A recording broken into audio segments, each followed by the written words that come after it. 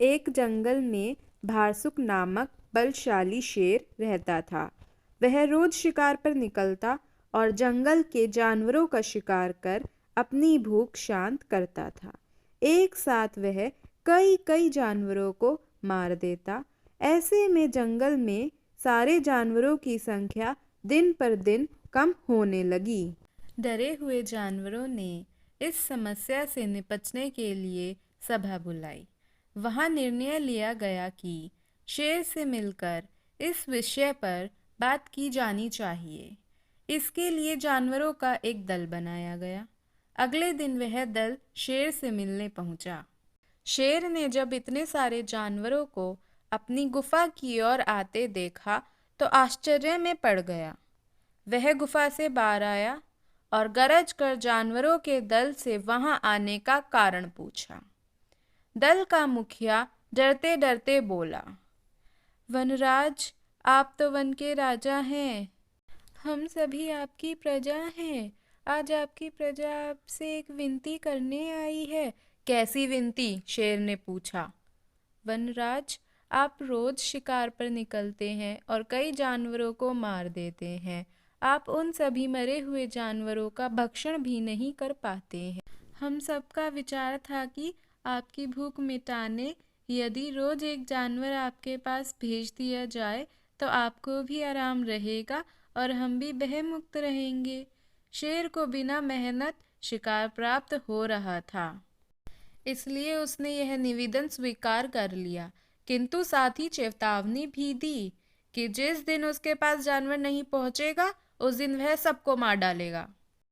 उस दिन के बाद से प्रतिदिन एक जानवर का चुनाव कर उसे शेर के पास भेजा जाने लगा। अब शेर दिन भर गुफा में पड़ा आराम करता रहता।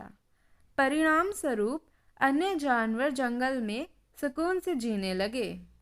एक दिन शेर का भोजन बनने की एक खरगोश की बारी आई।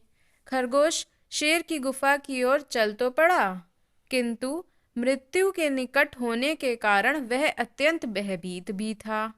वह धीरे धीरे कदम बढ़ाता हुआ चला जा रहा था। साथ ही किसी तरह अपने प्राण बचाने का उपाय भी सोचता हुआ जा रहा था। चलते चलते रास्ते में एक कुआं पड़ा। कुएं के पास जाकर जब खरगोश ने उसमें झांका तो उसे अपनी परछाई दिखाई पड़ी। उसी क्षण खरगोश को अपनी जान बचाने का एक उपाय सूझ गया। उपाय सूझते ही खरगोश में एक नए जोश का संचार हो गया। उसे शेर के पास जाने की कोई जल्दी नहीं थी। कुछ देर कुएं के पास आराम करने के बाद वह शेर के पास पहुंचा। इधर भूखा शेर अपने भोजन के आने में हो रही देरी से क्रोध में लाल पीला हुआ जा रहा था। जैसे ही उसने एक पिद्दी से खरगोश को देखा, उसका क्रोध और बढ़ गया। वह गरज कर खरगोश से बोला, पिद्दी खरगोश, मैं कब से तेरी प्रतीक्षा कर रहा हूँ और तू अब आया है। अब मेरी भूख बढ़ चुकी है। तुझ अकेले से मेरा क्या होगा? तुझ पिद्दी को किस बेवकूफ ने मेरे पास भेजा है? तेरे बाद अब मैं उसे भी मारकर खा जाऊंगा। खरगोश हाथ जोड़कर गिड़गिड़ाया, वनराज, देरी के लिए मुझे क्षमा करें। विश्वास करिए, इसमें ना मेरा दोष है और ना ही मुझे भेजने वाले का। हम तो 5 खरगोश आपके भोजन बनने के लिए निकले थे, किंतु रास्ते में एक दूसरे शेर ने हमें रोक लिया। जब हमने उसे बताया कि हम अपने राजा का भोजन बनने जा रहे हैं, तो वह 4 खरगोश को मारकर खा गया और मुझे आपके पास यह संदेश देने भेजा है कि अब से वह जंगल का राजा है। अच्छा, ऐसा कहा उसने? शेर गुस्से में दहाड़ा। जी वनराज, उसने आपको लड़ाई के लिए ललकारा है। उसने कहा है कि वह आपको मारकर इस जंगल में अकेले राज करेगा। ये सुनना था कि शेर गरजता हुआ बोला, मुझे अभी इसी समय उसके पास ले चल। मैं उसे बताता हूँ कि इस जंगल का राजा कौन है। आज तो उसकी खैर नहीं। खरगोश तुरंत तैयार हो गया और शेर को लेकर कुएं के पास आ गया। कुएं को दिखाते हुए बोला, वनराज, ये उस शेर का दुर्ग है। वह इस दुर्ग में रहता है। आप दुर्ग के द्वार से उसे ललकारिए। शेर ने कुएं में झांककर देखा तो उसे अपनी परछाई नजर आई।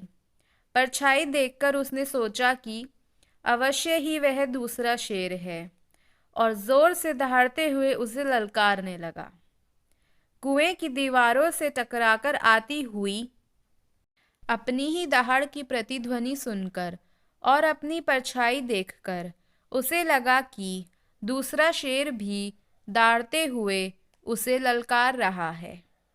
उस ललकार का उत्तर देते हुए उसने कुएं में छलांग लगा दी। कुएं की दीवारों से टकराता हुआ वह पानी में गिरा और डूबकर मर गया। शेर के मरने के बाद खरगोश खुशी खुशी वापस लौटा और जंगल के अन्य जानवरों को खुशखबरी सुनाई। सुनकर सभी बहुत खुश हुए और सबने खरगोश की खूब प्रशंसा की। इस कहानी से हमें क्या सीख मिलती है? इस कहानी से हमें यह सीख मिलती है कि बुद्धि बल सबसे बड़ा बल होता है, इसीलिए मुश्किल घड़ी में सदा बुद्धिमानी से काम लेना चाहिए। बुद्धि का इस्तेमाल कर हर समस्या का समाधान किया जा सकता है। अगर आपको यह कहानी और इस कहानी की सीख पसंद आई हो तो इस वीडियो को लाइक एंड सब्सक्राइब करें।